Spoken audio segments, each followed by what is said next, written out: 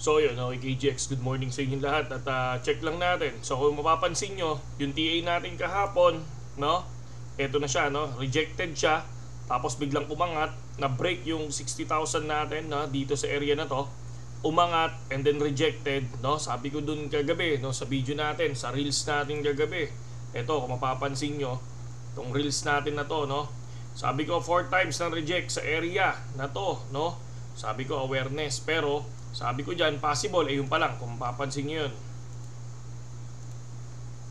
Ayun, sa area na yan. So, tututok natin yan. O yan. So, ito pa lang yung isang candle na sinabi natin na baka pumasok dito sa area na to. Okay?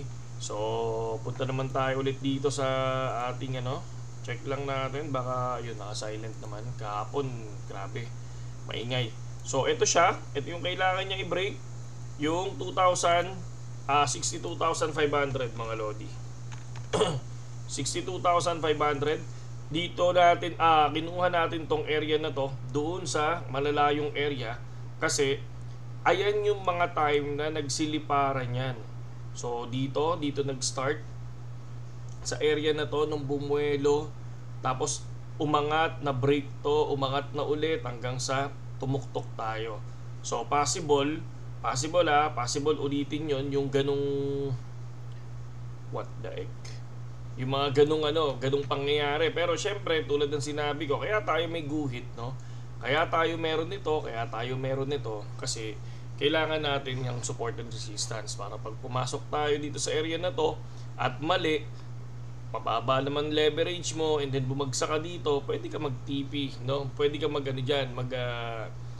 stop loss, di ba? Pwede ka mag-take profit agad, yung mga ganyan, no? So, for now, hindi natin pwedeng sabihin na lilipad na to ngayon. Hindi, no? Hihintayin natin ma-break lahat ng mga guhit natin na yan bago natin sabihin na okay, 67.1 na tayo. 67.100 na tayo. Kasi ang 67.100 para sa akin, ayan yung isa sa confirmation para sa pagdating niya ng 70. So meaning, pag nakuha niya yan, possible baka makuha ulit yung 70k mga lodi. Okay? So, ayan yung mga news natin. Dito sa Facebook naman natin, lagi naman tayo nag-news dito. Kung mapapansin nyo, refresh lang natin. Pinost natin yung mga graph natin dito. Ayan, So ito yung unang graph natin. Sabi ko 60k, umakyat, and then biglang umakyat. Ngayon, nandito na sa area na to, di ba? So, sa mga wala pang BitGet, mga lodi, no? Pasok lang kayo sa link natin sa description and comment section. Tapos sabay tayo mag-trade. So, okay na ako. Nag-withdraw na ako ng isang araw. Ngayon, meron tayong 81. So, subukan natin. Pag tinamaan to, possible, long position ng konti. Pag nakita ko magre-reject yan, mag-short ako mga lodi. Okay?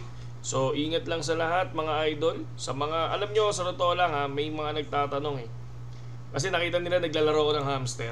Ayan. No? Wala naman mawawala dyan. Kung hindi man magkaroon ng airdrop yan, wala naman mawawala kasi una, hindi naman nakakaubos ng oras. Ang gagawin mo lang is kukunin mo lang yung mga task, no? Tapos sabay gagastusin mo lang. Sabi kasi kapag ginastos mo yung lahat ng ipon mo, nilagay mo sa ganyan, no? Sa mismong minahan, sa mining, no? Possible makakuha ka ng airdrop mga lodi. Possible makakuha ka ng airdrop, pero hindi kasiguraduhan ang airdrop. Okay? Saludo sa lahat KGX. Lahat ng ganito hindi kasiguraduhan ng airdrop. Tandaan nyo, no? Walang 100% airdrop. Baka mamaya lang yan, naglalaro lang tayo tapos sabay swerte na lang kapag naambunan tayo ng airdrop, di ba? Saludo sa lahat KGX, magandang gabi sa inyo lahat.